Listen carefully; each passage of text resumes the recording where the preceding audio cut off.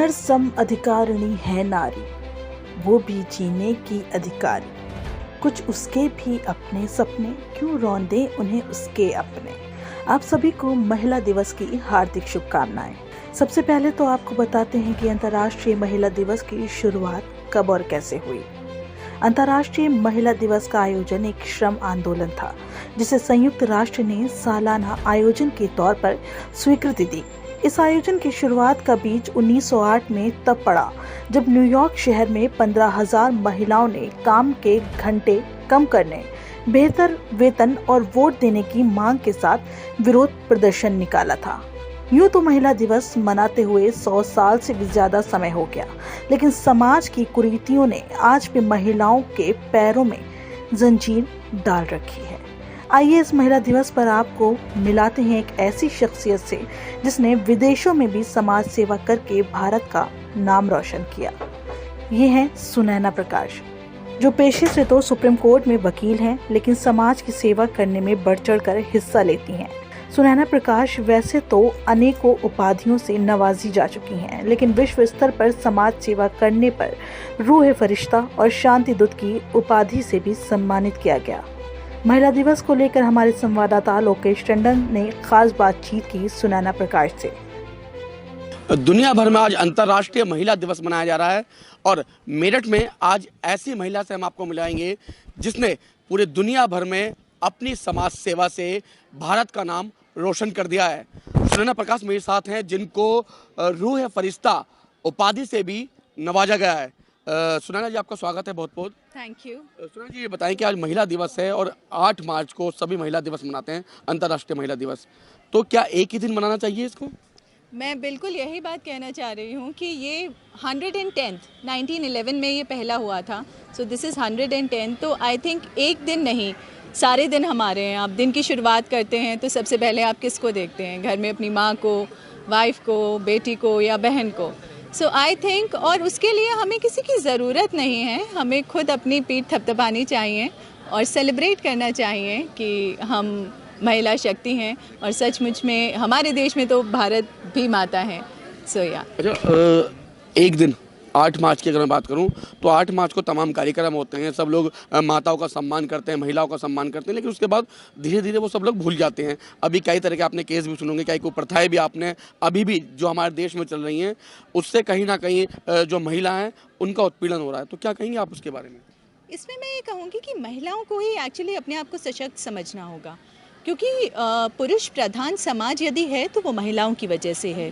तो जो हमारी बड़ी पीढ़ी की महिलाएं हैं, उनको हमें जागरूक करना होगा कि वो नारी सशक्तिकरण में सिर्फ विश्वास ही ना रखें, अपने घर से ये शुरू करें। क्योंकि कोई भी पुरुष जब गलत काम करता है तो वो अपने घर ही तो वापस जाता है, किसी का बेटा या भाई या पिता, आजकल तो पता नहीं कि कौन है, पर उस घर की महिला में वो सिक्स सेंस होता है कि वो समझ सकती है कि ये कुछ दुष्कर्म करके आया है। तो आई थिंक यदि वहीं से उसे सज़ा मिले तो महिला दिवस का सशक्तिकरण एकदम शुरू हो जाएगा। तो महिलाओं को अपनी आवाज़ ज़रूर उठानी चाहिए।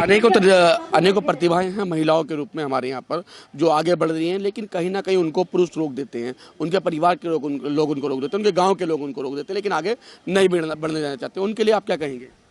मैं उनके लिए यही कहूँगी, आपने अभी देखा कि एक ऑटो रिक्शा चालक की बेटी, उसने रैंप पर वो अफोर्ड नहीं कर सकती थी, प्रैक्टिसिंग अफोर्ड नहीं कर सकती थी, तो उसने खुद पर विश्वास रखा और अपनी सड़क पर, तो ये कहना कि परिवार या पुरुष ने रोक दिया, मेरे ख्याल से स्वावलंबी हों वो बहुत ज़्यादा ज़रूरी है। और हमें ये नहीं कि महिलाएं ऊपर हैं या महिलाएं ज़्यादा हैं, अर्धनारीश्वर हमारे सम्मान का रूप है, तो ना कम ना ज़्यादा, जस्ट हाफ। अच्छा, मगर आपकी बात करो तो आपको शांति दूत से भी नवाजा गया है विदेशों में? जी बिल्कुल। तो क्या कहेंगे आप? मैं बस यही कहना चाहूँगी, शांति हमें बाहर नहीं तलाशनी होती, शांति तो स्वयं अपने मन में है। यदि आपसे कोई कुतर्क करता है, यदि आपको कोई कुछ बात कहता है, तो उसके लिए पहले आपको खुद समझना होगा।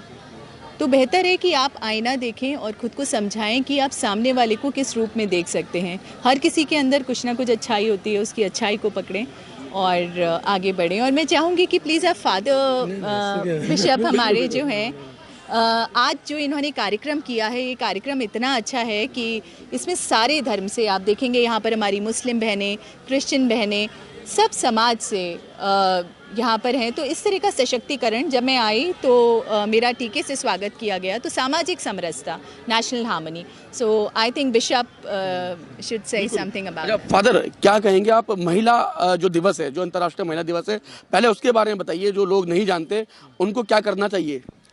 ये महिला दिवस, अंतर्राष्ट्रीय महिला दिवस की स्थापना, जैसे बहन सुनैना जी ने कहा कि 1910 साल से ये शुरू हुआ है, लेकिन अब तक वो जो नतीजा होना था उसकी सेलिब्रेशन से, वो नहीं हो पा रहा, मैं यही कहूँगा।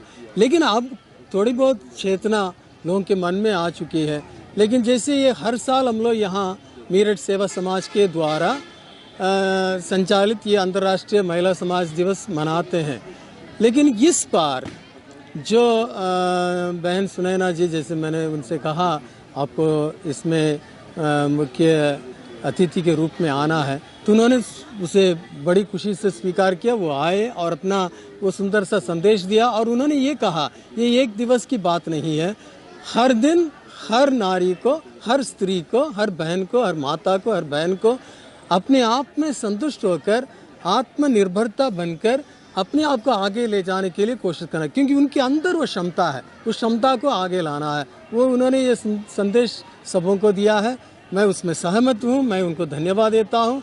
उनकी उपस्थिति से इस बार जो अंतर्राष्ट्रीय महिला दिवस हम लोगों ने मनाया, उसमें 4 चांद लगा दिया उन्होंने।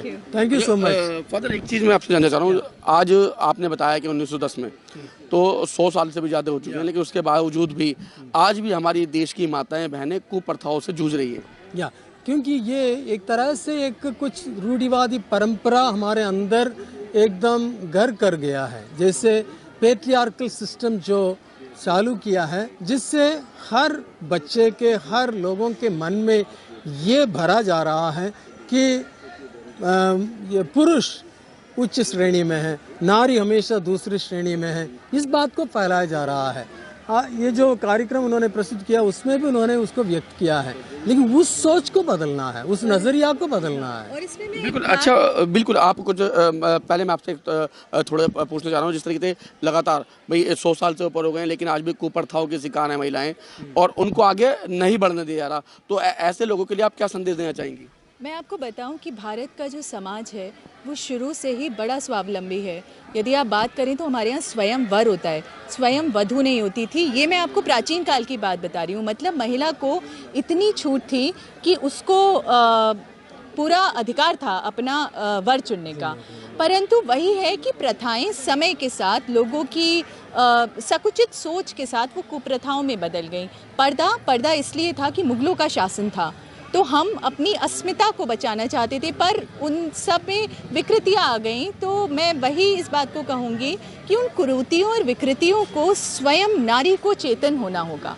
वो स्वयं से ही जा सकती हैं। आपको कहना होगा, जैसा कि मैंने आज कहा कि आज सब अपने घर जाकर, घर पर तो नेम प्लेट नहीं लगा सकती, पर अपने कमरे के बाहर लिखें कि दिस इज़, जैसे मेरा नाम सुनैना है तो सुनैनाज़ रूम, या अस्मिता है तो अस्मिताज़ रूम। तो I think every bit counts. हर पल, हर क्षण ऐसे जिएं कि कुछ ना कुछ पाएं या कुछ ना कुछ किसी को दें। अच्छा, आप वकील भी हैं और उसके साथ साथ आप बड़ी समाज सेविका भी हैं, तो उन महिलाओं के लिए क्या करने वाली हैं आप, जो ऐसी कुप्रथाओं का शिकार हो रही हैं? उनको ही चेतन करना है। यही मैंने आज कहा था कि आप लोग जब अपने घर जाएंगे तो घर में जो बड़ी बूढ़ी हैं आप उन्हें बताइए, क्योंकि जब भी हम घर में देखते हैं ना, पुरुष करना भी चाहता है तो घर की जो दादी, काकी, सासू माँ वगैरह होती हैं, वो कहती हैं अरे लड़की को इतने पर दे रहा है, पर तो दीजिए, देखिए वो हौसलों के पंख लगाकर आसमान के साथ उड़कर चलेंगी। तो मुझे लगता है कि हम सबको, चाहे आप बात कर रहे हैं या फादर मेरे पास खड़े हैं, ये सशक्तिकरण स्वयं से ही लाना होगा, अपने अंदर के प्रकाश को जगाना होगा। तो बिल्कुल, घर जब तक उसमें दीवारें होती हैं और जब तक महिला नहीं होती, तब तक वो घर मकान होता है। लेकिन जिस घर में महिला होती है, जिस घर में नारी होती है, वो घर फिर जन्नत बन जाता है। मेरठ से पार्थ और सागर के साथ लोग